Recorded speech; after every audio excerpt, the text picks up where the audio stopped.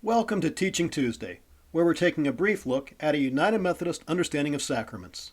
I remind you that Teaching Tuesdays are short pieces that touch on topics in a broad way. Therefore, it's not possible to delve deeply into this or any subject. If you have questions, feel free to reach out to me through the church Facebook page. In the United Methodist Church, we recognize two sacraments, baptism and Holy Communion. In baptism, we are reminded that water sustains life for humans, animals, and plants. We clean with warm water and relax in cool water. We find peace listening to the roar of the ocean or sitting next to a gently flowing stream. Water is also important in the life of the church.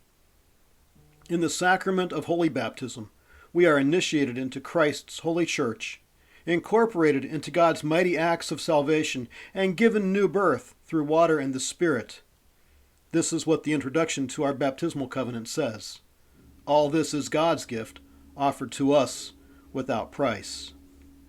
The United Methodist Church practices three modes of baptism: sprinkling, where the pastor dips his or her hand into the baptismal water and then places their hand upon the person's head, which is the most common.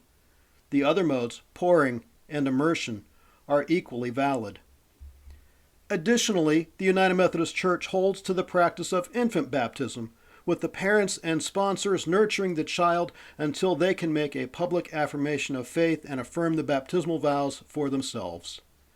The baptism pictured here is an example of pouring. Baptism is, in our understanding, a non-repeatable act. God has acted in the baptism, and that action may be reaffirmed, but it should not be repeated. Those who desire to be rebaptized are instead encouraged to remember that they are baptized and to affirm their baptism in ways that honor the original action on God's part. Holy Communion. The United Methodist Church practices an open table, meaning that the sacrament is open to all who earnestly repent of their sin and seek to live in harmony with others. We will serve all who present themselves, not questioning their integrity in response to the invitation. We also see communion as both a sustaining sacrament for those in a relationship with God and a converting one, meaning that someone may have a first encounter with God at the table.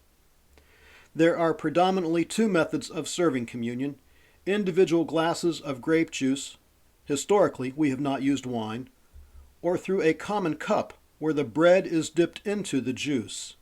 This second method is known as intinction.